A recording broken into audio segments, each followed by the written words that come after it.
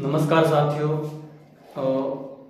आज हम नए विषय के साथ में आपसे मुखातिब हो रहा हूँ और आज का अपना प्रमुख विषय रहेगा जो संस्कृत शिक्षा विभाग वाले सेकंड ग्रेड की जो हिंदी का पेपर है उसके ऊपर अब आज हम यहाँ पर इस बात पर चर्चा करेंगे और उसी विषय को लेते हुए जो अपने 27 दिन बच रहे हैं उनकी किस प्रकार की रणनीति रहे और कैसे अपन इस पूरे सिलेबस को जैसे उनसे महत्वपूर्ण अपने प्रश्न हैं उनको अपन हल कर पाए। और इसी के लिए जो वरिष्ठ अध्यापक हैं, वरिष्ठ अध्यापक हिंदी संस्कृत शिक्षा विभाग वाली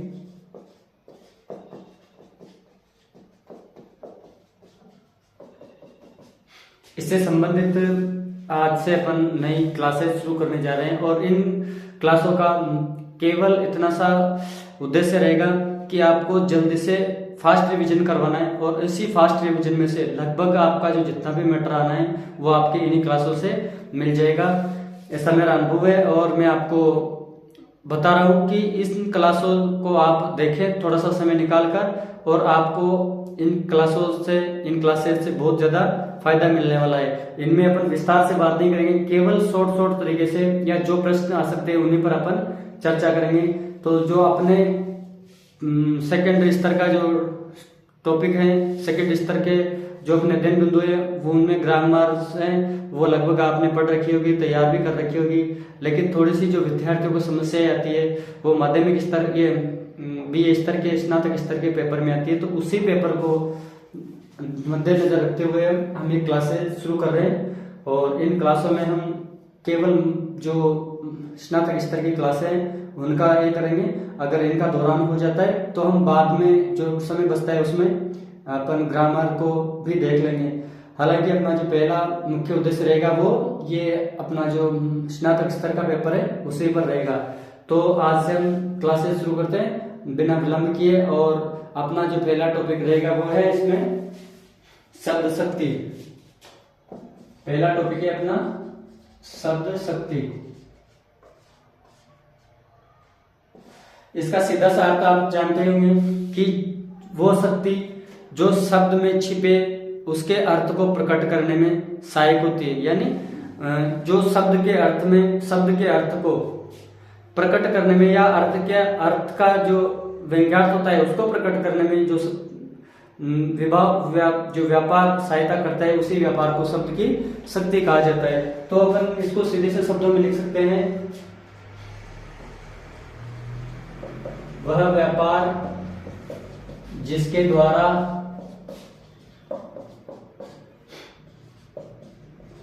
शब्द का अर्थ या शब्द के अर्थ की क्षमता का पता चलता है, वह शब्द शक्ति होती है, शब्द शक्ति कहलाती है। ये सीधी सी बात है और आप सब जानते होंगे कि शब्द की जो शक्ति है या जो शब्द का वो व्यापार जो शब्द में कौन सी क्षमता है कि वो क्षमता को प्रदर्शित कर सके वही जो व्यापार है वो क्या कहलाता है, शब्द शक्ति कहलाता है। शब्द शक्ति के जो शक्ति के ऐसी शक्ति के आधार पर जो शब्द है वो शब्द कितने प्रकार के होते हैं? काव्य में 3 प्रकार के होते हैं। काव्य में प्रयुक्त शब्द, शब्दों के प्रकार, एक तो होता है लक्षक शब्द, दूसरा होता है पहला ये वाचक शब्द और तीसरा होता है व्यंजक शब्द। हालांकि पहला हम वाचक शब्द मानेंगे, दूसरा लक्षक शब्द और तीसरा वाचक शब्द, और इन्हीं शब्दों के आधार पर जो शब्द शक्ति है उसे भी 3 भागों में बांटा गया है। पहली लक्षण जो वाचक शब्द, इसके आधार पर वाच्यार्थ शब्द शक्ति, जिसे हम अभिधा शब्द शक्ति भी कहते हैं। दूसरी है लक्षक शब्द, जिसके आधार पर हम उसे लक्षण शब्द शक्ति कह सकते हैं। और तीसरा है व्यंजक शब्द, जिसके आधार पर हम उसे व्यंजना शब्द शक्ति कह सकते हैं। तो इन शब्दों के आधार पर शब्द शक्तियां एक तो होती है अभिधा शब्द शक्ति, दूसरी होती है लक्षणा शब्द शक्ति, और तीसरी होती है व्यंजना शब्द शक्ति।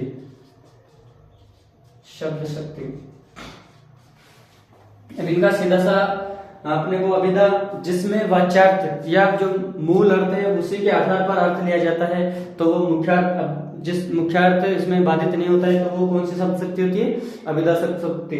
और लक्षण शब्द शक्ति उसे कहेंगे जहां पर मुख्यार्थ में बाधा उत्पन्न होने पर उसका बोध नहीं हो पाता है, तब जो अन्य अर्थ लिया जाता है, तो वो वहां पर कौन सी शब्द शक्ति होती है? लक्षणा। और तीसरी होती है जहां पर मुख्यार्थ और वाच्यार्थ दोनों अर्थ बाधित होने पर अन्य अर्थ की प्रतीति होती है या व्यंग्य अर्थ की प्रतीति होती है, तो उस शब्द शक्ति को कौन सी शब्द शक्ति कहते हैं? अपन व्यंजना शब्द शक्ति कहते हैं।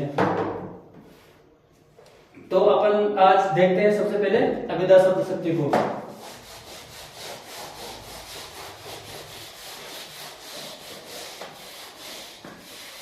और अभिधा शब्द शक्ति में आपको याद है कि जो अर्थ केवल उसके रूढ़ अर्थ के आधार पर या मौलिक आधार या प्रचलित अर्थ के आधार पर उसका अर्थ लिया जाता है, ऐसे ही जो शब्द शक्ति होती है वो अभिधा शब्द शक्ति कहलाती है। अभिधा शब्द शक्ति, इसका सीधा सा उदाहरण आपके सामने कि जहां पर जो सीधा सा अर्थ अपन लेते हैं कि गधा रेंगता है या राम लड़का है, चिड़िया चहकती है, यहां पर अपन सीधा सा अर्थ ले रहे हैं इनका, तो ये जो अर्थ अपन निकाल रहे हैं वो सीधा सीधा शब्द के अर्थ से ही निकल रहे हैं। जहां पर शब्द का रूढ़ या प्रचलित अर्थ ही लिया जाता है, उसे अभिधा शब्द शक्ति कहते हैं। अभिधा शब्द शक्ति कहते हैं। इसमें मुख्यार्थ होता है, वाच्यार्थ होता है और उसके अलावा रूढ़ शब्द होता है। इसमें मुख्यार्थ, वाच्यार्थ व रूढ़ शब्द से ही अर्थ लिया जाता है, यानी कि इसका अन्य अर्थ लेने की आवश्यकता नहीं पड़ती, सीधा सीधा अर्थ निकाल सकते हैं। जैसे उदाहरण है राम एक लड़का है, उसके अलावा गाय रंभाती है या रंभा रही है, रंभा रही है। जो सीधा सा अर्थ अपने द्वारा लिया जाता है वो अर्थ कौन सा है? पृथ्वी गोल है। तो इन शब्दों को अपन कौन सी शब्द शक्ति कहेंगे? अभिधा शब्द शक्ति कहेंगे।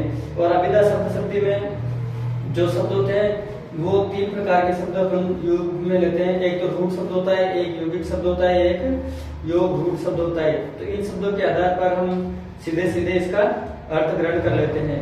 और इसके बारे में जो आचार्य देव हैं उन्होंने कहा है कि जो अभिधा शब्द शक्ति है उस शक्ति के बारे में कहा है कि अभिधा उत्तम काव्य मध्यम लक्षणा दे, अभिधा उत्तम काव्य मध्यम लक्षणा दे, अदम व्यंजना रस विरस उल्टी कहत नवीन।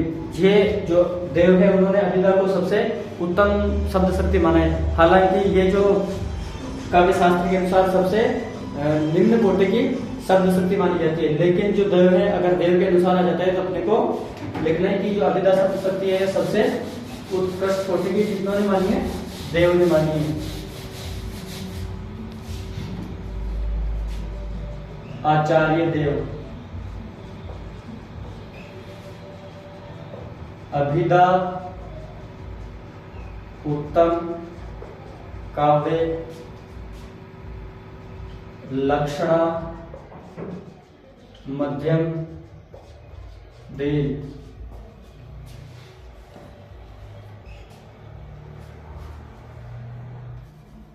मध्यम लीन। व्यंजना अधम रस विरस उल्टी कहत नवीन। वो कहते हैं कि जो नए जो ग्रंथकार है या जो आचार्य है वो सब इससे उल्टी कहते हैं। इन्होंने सबसे उत्तम काव्य किसको माना है, अभिधा को माना है। हालांकि जो जितने भी आचार्य हैं, जितने भी समर्थक रहे या काव्य शास्त्री रहे, उन्होंने सबने अभिधा को सबसे निम्न कोटि की जो शब्द शक्ति माना है। और इसके जो सीधे सीधे से उदाहरण जिनका आपको सीधे ही पढ़ते ही अर्थ आ जाता है, उनको अपन किसमें अभिधा शब्द शक्ति में मान सकते हैं। दूसरी आती है लक्षणा शब्द शक्ति।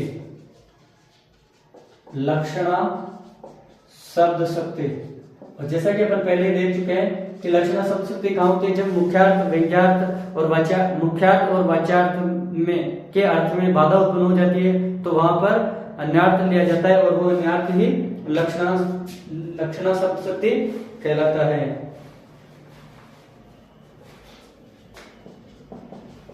जहां पर मुख्यार्थ और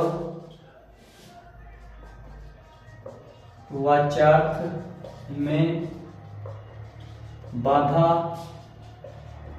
उत्पन्न हो जाने पर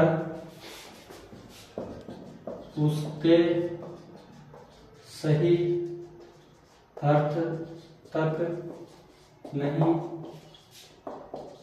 पहुंचा जा सकता है तो उसका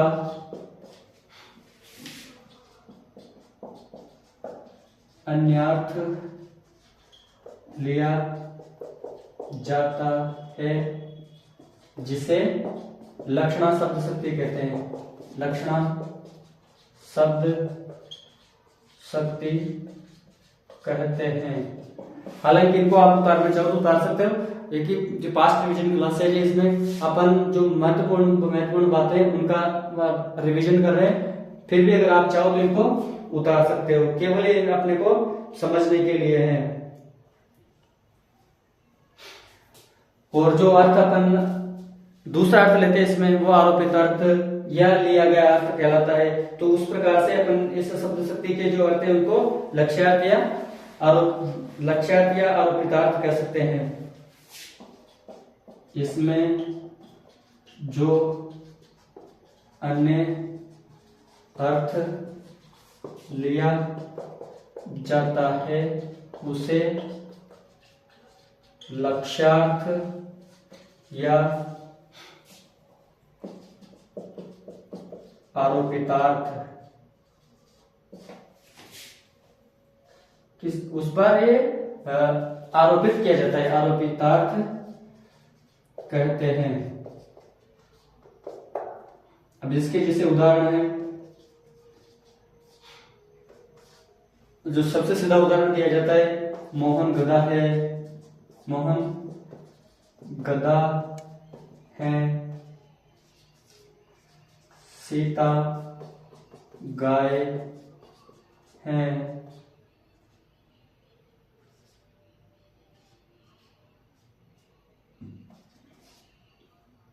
अब कोई मान लो अगर अपने स्वामी के प्रति स्वामी भक्त है तो उसके लिए कुत्ते शब्द का अपन यूज कर देते हैं।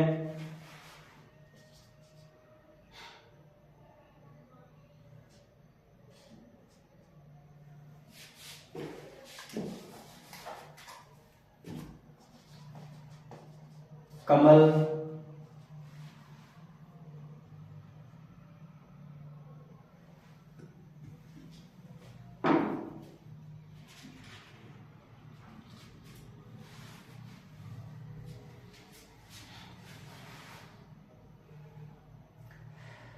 ऐसे ही कमल,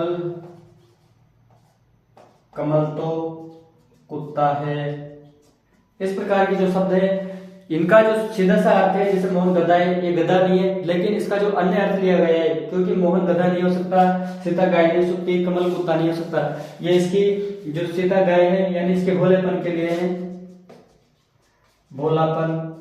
गधा है ये मूर्ख के लिए है, ये स्वामी भक्ति के लिए है। इस प्रकार का अगर अपन अर्थ लेते हैं तो वहां पर उस जो शब्द शक्ति को क्या कहेंगे अपन, लक्षणा शब्द शक्ति कहेंगे। और अपनी जो तीसरी सबसे महत्वपूर्ण शब्द शक्ति आती है वो आती है जो व्यंजना शब्द शक्ति। हालांकि जो ये शब्द शक्ति है लक्षणा शब्द शक्ति, इसके ही जो महत्वपूर्ण भाग किए जाते हैं और अधिकतर प्रश्न लक्षणा शब्द शक्ति वैसे ही आने के चांस होते हैं। तो लक्षणा शब्द शक्ति को एक तो होती है रूढ़ा लक्षणा और एक होती है प्रयोजनवती लक्षणा। रूढ़ा लक्षणा और एक होती है प्रयोजनवती लक्षणा।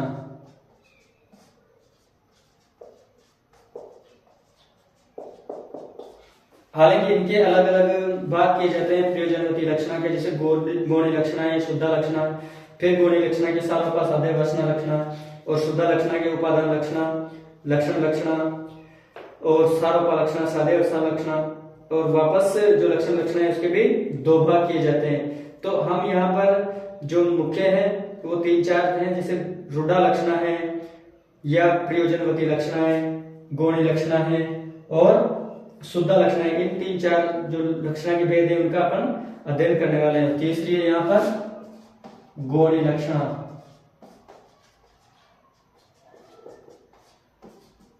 और चौथी है यहाँ पर शुद्धा लक्षणा।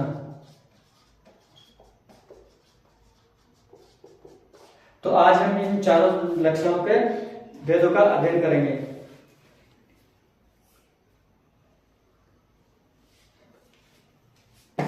अब पहला देखेंगे अपन यहाँ पर जो है अपना रूढ़ा लक्षण। जब किसी रूढ़ी या प्रचलन के मुख्यार्थ को छोड़कर कोई अन्य अर्थ ग्रहण किया जाता है तब वहां पर रूढ़ा लक्षण होती है।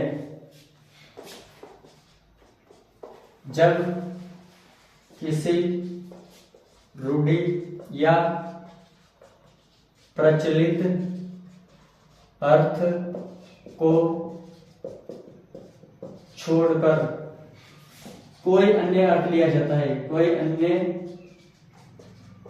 अर्थ ग्रहण किया जाता है तो उसे रूढ़ि लक्षणा कहते हैं। और इस रूढ़ि लक्षणा के और भी नाम है, जैसे इस रूढ़ि लक्षणा को अपन रूढ़िमती लक्षणा या रूढ़िमूला लक्षणा भी कह सकते हैं।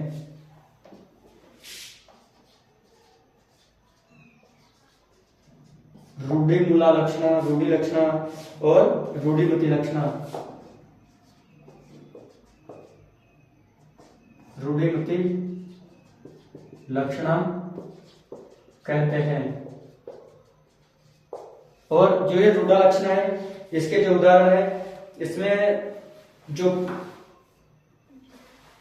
मेन जो उसका इसके जो उदाहरण है वो है जैसे कि मोहन सितार बजाने में कुशल है, या भारत या राजस्थान के, जैसे राजस्थान के लोग हैं तो वहां लिखेंगे राजस्थान वीर हैं, या अपन जरा लिखें राजस्थान वीर है। अब वीर होना तो मनुष्य का कार्य है, लेकिन ये जो प्रचलित शब्द है वीर मनुष्य का, उस रूढ़ि को त्याग कर ये किसके लिए प्रयुक्त हुआ है, राजस्थान के लिए। तो इसे अपन क्या कहेंगे कि ये रूढ़ि लक्षण है। जैसे ऐसे लिख सकते हैं अपन पंजाब शेर है, पंजाब शेर है। उसके अलावा जैसे मान लो अपने लिखा कि कमल वीणा बजाने में कुशल है, कमल वीणा में कुशल है।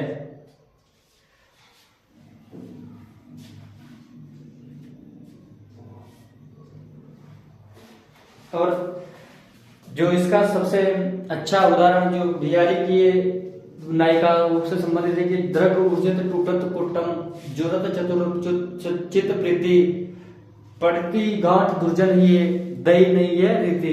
कि जैसे ही द्रग उर्जते हैं, आंखें प्रेमी प्रेमिका की आंखें मिलती है तो द्रग ऊर्जित टूटत कुटुम, और जब दोनों नायक नायिकाओं में प्रेम हो जाता है तो दोनों के जो परिवार है वो परिवार टूट जाते हैं। कि द्रग ऊर्जित टूटत कुटुम चतुर चतिर चलिए नई रीति पड़ती गांठ दुर्जन ही है, और जो बुरे लोग हैं उनके हृदय में तो गांठ पड़ जाती है, और ये एक नई प्रकार की रीति है। तो इसमें भी कौन सा होगा? रूढ़ा लक्षण होगा। अब दूसरा है अपना प्रयोजनवती लक्षण।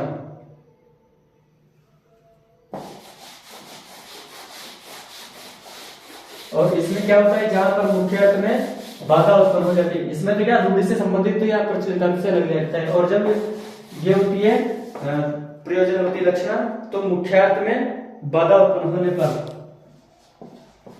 प्रयोजनवती लक्षण।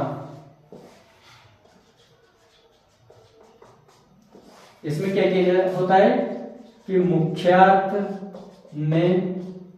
या वाच्यार्थ भी लिख लो सर। वाच्यार्थ में बाधा उत्पन्न होने पर, मुख्यार्थ और वाच्यार्थ को आप समझ रहे हो कि जो मुख्यार्थ होता है उसे ही अपन मुख्यार्थ कहते हैं। तो इनमें बाधा उत्पन्न होने पर उससे संबंधित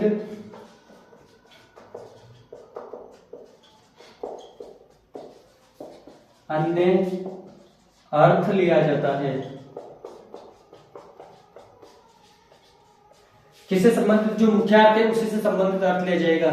और अपन ने देखा है कि जो सबसे बड़ा अंतर है इनका लक्षण का और अभिधा का। अभिधा में उसका मुख्य अर्थ निहित रहता है, लक्षण में मुख्य अर्थ भी निहित रहता है। ऐसा नहीं कि उसका जो मुख्य अर्थ है वो गौण करते हैं, हालांकि गौण रूप से रहता है, लेकिन जो लक्षण है उसमें उसका मुख्य अर्थ भी उपलब्ध रहता है, वो भी यहाँ पर उपलब्ध रहता है, अर्थ लिया जाता है। और यह अर्थ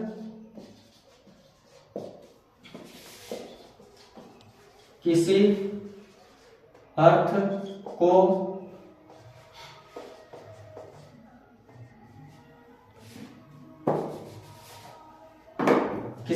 प्रमाणित करने के लिए लिया जाता है, प्रमाणित करने हेतु लिया जाता है, लिया जाता है। तो वहां पर कौन सी होगी? प्रयोजनवती लक्षण होगी। और इसमें जैसे लिखा है कि भाले प्रवेश कर रहे हैं, इसका उदाहरण है भाले प्रवेश कर रहे हैं। जो प्रमुख उद्देश्य है कि जो भालेधारी अश्वारोही है उनका जो प्रयोजन है उसको सिद्ध करने के लिए कि भाले प्रवेश कर रहे हैं, यानी जो भालों को धारण कर रखे हैं वो अश्वारोही इसमें प्रवेश कर रहे हैं। तो इसमें जो भाले है ये किसका रूप है? अश्वारोही का। वैसे ही एक होता है गंगा पर घर है, गंगा पर घर है, यानी गंगा के किनारे घर है, या गंगा पर घर हो ही नहीं सकता, गंगा के किनारे। उस प्रयोजन को बताने के लिए, उस विशेष अर्थ को आपको समझाने के लिए कि गंगा के किनारे पर घर है। इस प्रकार से एक और उदाहरण अपन देख सकते हैं, वह स्त्री तो गंगा है।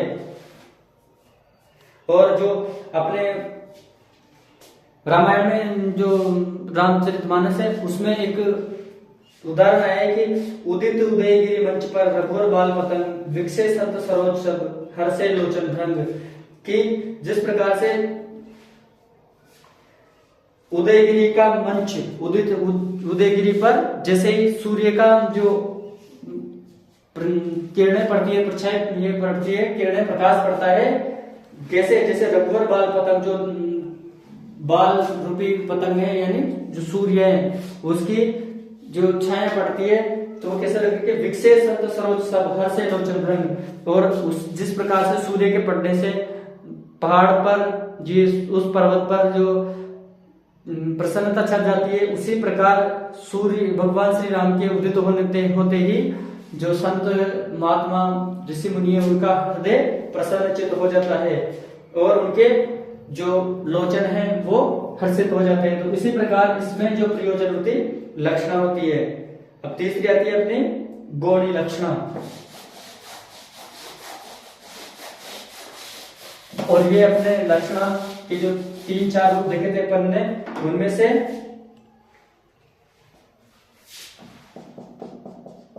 गौणी लक्षणा, ये हालांकि इसको अपन इस प्रकार से देख सकते हैं कि जैसे इसका अर्थ ही शब्दार्थ ही बता रहा है गौणी लक्षणा की लक्षणार्थ है, लेकिन गौण रूप में है, यानी कि जो इसका मुख्यार्थ है वो मुख्यार्थ इसमें अधिकतम रूप में यहाँ पर उपलब्ध रहता है। जो अपने पहले देखिए रूढ़ा लक्षणा, उसमें रूढ़ी से संबंधित अर्थ लिया जाता है। प्रयोजनवृत्ति लक्षणा में उसके प्रयोजन को सिद्ध करने के लिए अर्थ लिया जाता था। और गौणी लक्षणाएं, इसमें क्या होता है,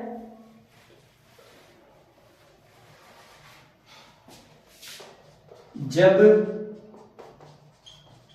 मुख्यार्थ में बाधा उत्पन्न हो जाती है, हो जाने पर इससे समता बताते हुए, किससे, जो मुख्यार्थ है उसे समता बताते हुए उसकी समरूपता के अनुसार ही इसमें अन्य अर्थ लिया जाता है। उत्पन्न हो जाने पर सादृश्य संबंध से अर्थ लिया जाता है। रूप रंग गुण जो भी उसकी विशेषताएं हैं उनको समान रूप से मानते हुए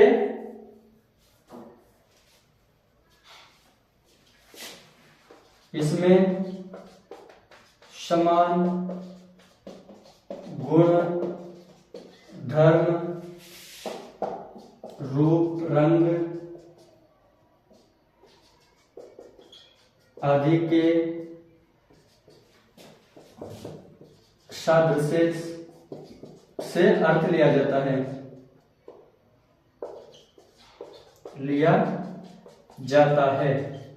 ये किससे लिया जाता है, ये गौणी लक्षणा में लिया जाता है।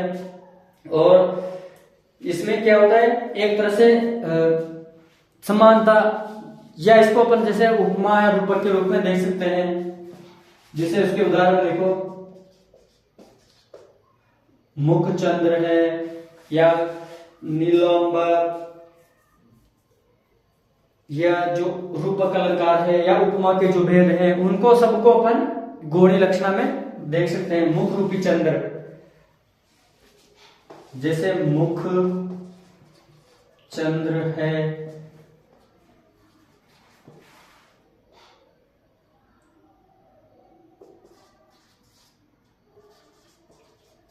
नील पीतांबर,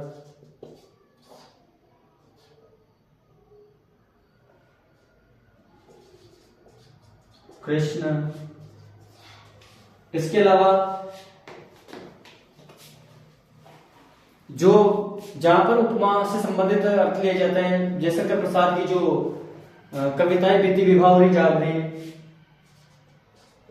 बीती विभावरी जागरी, अंबर पनखट में डुबो रही तारा खटुसा नागरी, खग कुलकुल सा बोल रहा, किसले का अंचल डोल रहा, लोहे लतिका भी घर भर लाई, मधु मुकुल नवल गागरी। इसमें भी जो रूपक उपमा ऐसे जो अलंकार आते हैं उनको अपन कौन सी लक्षण ले सकते हैं, गौणी में, क्योंकि यहाँ पर सामीप्य या समानता से अर्थ लिया जाता है, इसलिए इसको गौणी लक्षण कहा जाता है।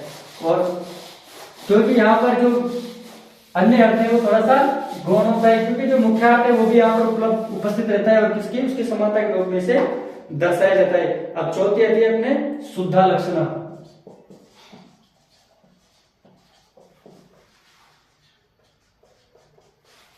जिस प्रकार से इसके नाम में लिखा हुआ है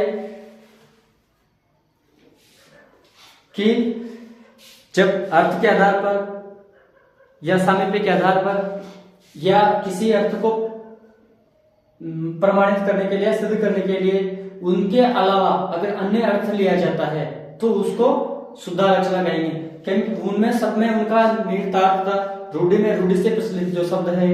उसके बाद अपन ने प्रयोजन की लक्षण देखा तो उसमें प्रयोजन शामिल था कि उसका प्रयोजन क्या रहेगा, उस शब्द की प्रमाणिकता सिद्ध करना, उस शब्द की शक्ति की प्रमाणिकता सिद्ध करना। या और जो तीसरी थी अपन ने जो गौणी लक्षण थी, गौणी लक्षण में जो वो शब्द था उसके साथ जो वाच्यार्थ था या मुख्यार्थ था वो शब्द वहां पर मुख्यार्थ रूप से रहता था, हालांकि जो अन्यार्थ लिया जाता था वो उसकी सम्यक्ता से या सादृश्य के रूप में लिया जाता था, जैसे रंग, रूप, गुणधर्म आदि के आधार पर।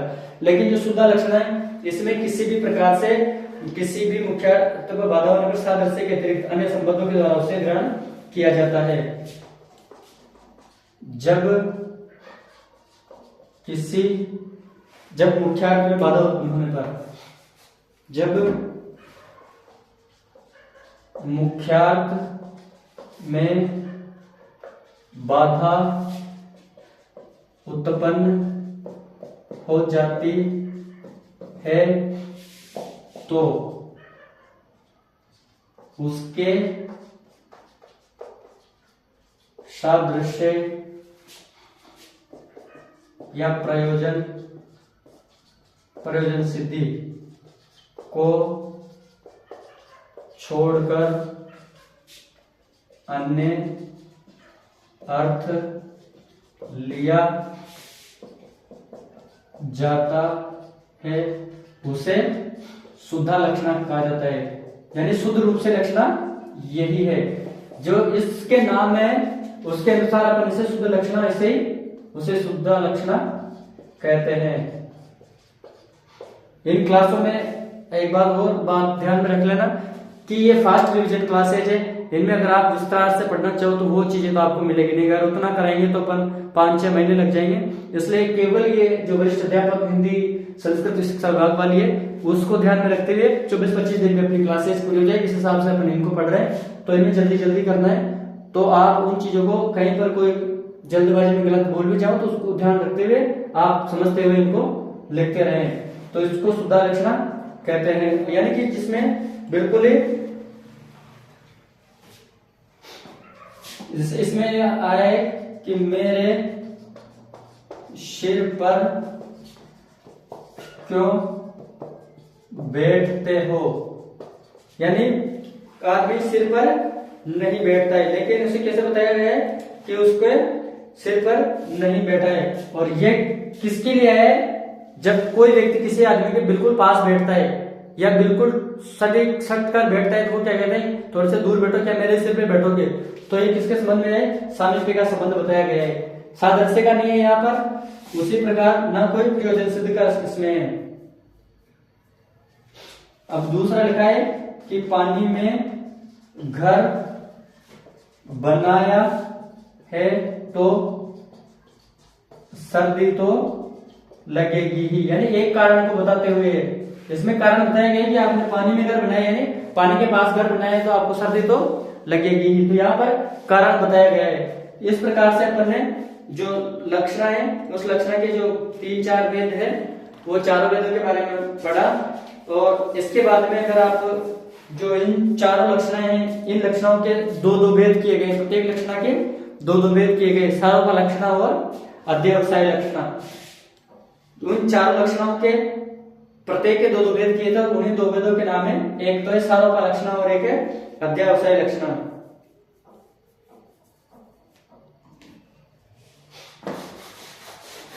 तो इन पदों को आप, इन दोनों अर्थों को भी आप देख लें। एक तो है सारों का लक्षण,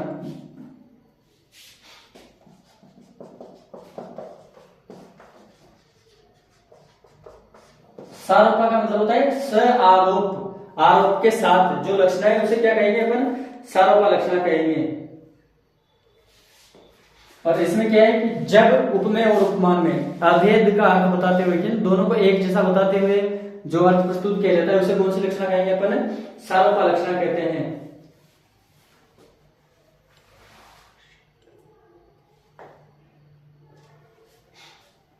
जब किसी उपमेय उपमान में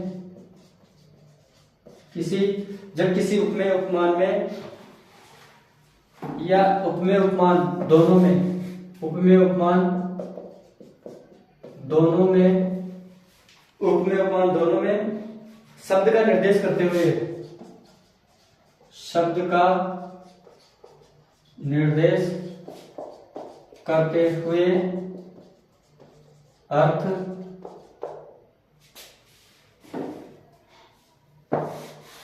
करते हुए अभेद बतलाया जाता है। अभेद बतलाया जाता है उसे सारोपा लक्षणा कहते हैं। सारोपा लक्षणा कहते हैं। यानी जहां पर उपमेय और उपमान में अर्थ जो अन्य अर्थ है उसको बताया जाता है। सरस विलोचन विदुअन लख आली घनश्याम, या है कि तेरा मुख साहस अरुणोदय परछाई रजनी विषाद में, कि जैसे ही तेरा मुख उदित होता है तो जो सूर्य है वो भी उस रजनी की परछाई आ जाती है। सूर्य के लिए कहा गया है कि जब भी सूर्य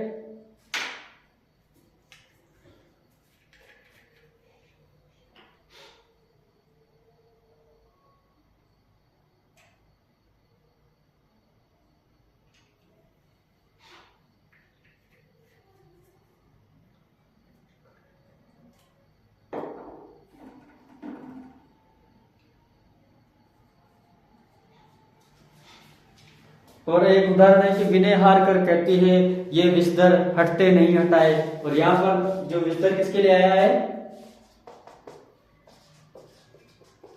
विनय हार कर कहती है ये विषधर हटते नहीं हटाए। यानी ये विषधर किसके लिए है? ये पूंजीपतियों के लिए है कि जो विनय कर भी इनसे कितनी पूंजीपतियों से विनय कर लो आप, लेकिन ये अपना स्वार्थ सिद्ध किए बिना हटेंगे नहीं। इसी प्रकार सारों का लक्षण, ये दो भेद हैं उनके, जो अपन ने चारों लक्षण है पर ये उनके दो उपभेद माने गए हैं ये। और एक है सादे वचना लक्षण।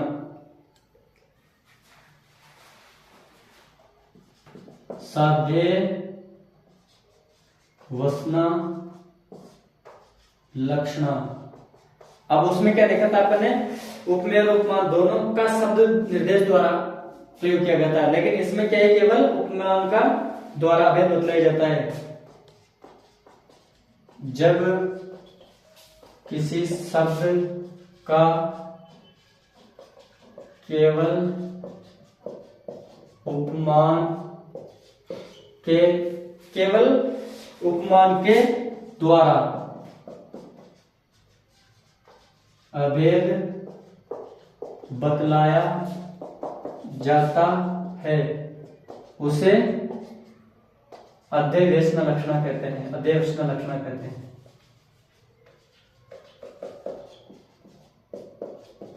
यानी जो सादे वचन लक्षण है, सादे वचन लक्षण है, सादे वचन लक्षण कहते हैं।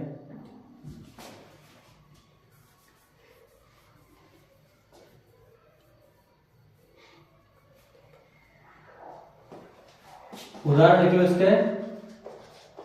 कनकलता पर चंद्रमा, कनकलता पर चंद्रमा, धरे धनुष, धरे धनुष है बाण। यानी उपमान कौन है यहां पर? चंद्रमा।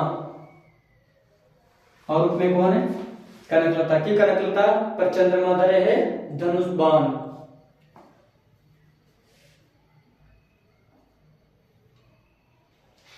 इस प्रकार से अपन ने जो लक्षण शब्द सत्य थी उसके चार जो भेद थे वो पढ़े, और उनके दो उपभेद थे, सादे वचन लक्षण और सारोपा लक्षण, उनका अध्ययन किया। और मैं सोचता हूँ कि आज की क्लास को यहीं पर रोककर हम नई क्लास पर आगे की बातचीत करेंगे। और इनको एक केवल रिवीजन क्लास है आपके लिए, आपको इतना गहनता में जाने की ये नहीं है, तो जितना आप इनका दौरान कर सको उतना कर लें। नमस्ते, कल मिलते हैं।